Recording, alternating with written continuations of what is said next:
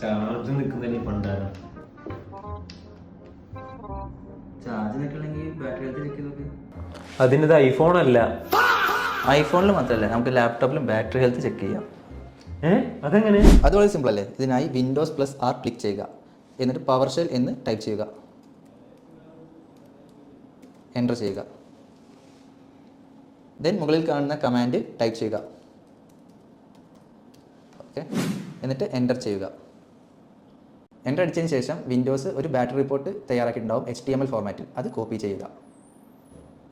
Copy ചെയ്ത് വെച്ച file path ഗൂഗിളിൽ പോയി പേസ്റ്റ് ചെയ്ത് എൻ്റർ അടിക്കുക.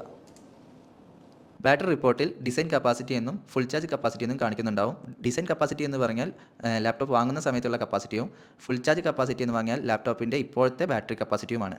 ഫുൾ ചാർജ് കപ്പാസിറ്റി 50% താഴെയാണ് കാണിക്കുന്നതെങ്കിൽ ബാറ്ററി ഡീഗ്രേഡ് ആയിക്കൊണ്ടിരിക്കുകയാണ്. അപ്പോൾ അടുത്ത വീഡിയോയിൽ കാണാം. ബൈ.